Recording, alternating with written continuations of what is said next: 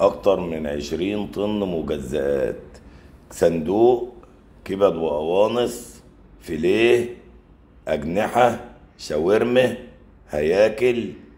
بسم الله والصلاة والسلام على رسول الله. السلام عليكم ورحمة الله وبركاته. متابعينا الكرام، تحياتنا ليكم أجمعين، واللي بحب النبي صلى عليه.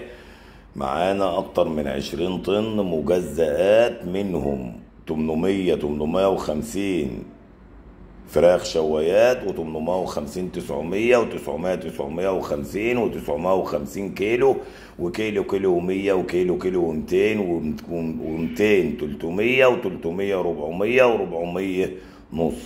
2 دجاجة كيلو ونص، كيلو و400.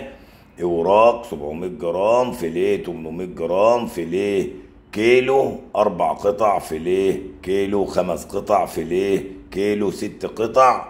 أجنحة 800 جرام، شاورما كيلو، هياكل كيلو، كبد وقوانص كيلو، كبد 400 جرام.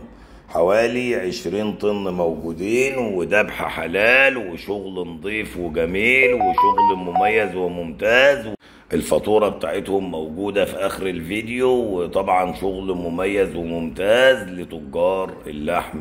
بنحبكم في الله، واللي بحب النبي يصلى عليه. وتابعونا على صفحة بورصة المنصورة للدواجن، إدارة الحاج عبد المغيث، وعلى قناة رئيس جمهورية الفراخ على اليوتيوب. بنعمل بثات وفيديوهات بنوضح فيها مؤشر السوق، وبنتكلم عن جميع أنواع البروتين، سواء أبيض تسمين أو ساسو تسمين أو كتاكيت أو بيض أو أعلاف أو جميع مشتقات الدواجن. بنحبكم في الله، واللي بحب النبي يصلى عليه. ونشوفكم من خير لخير، وما ننساش اللايك والشير، وتابعونا باستمرار. والسلام عليكم ورحمة الله وبركاته.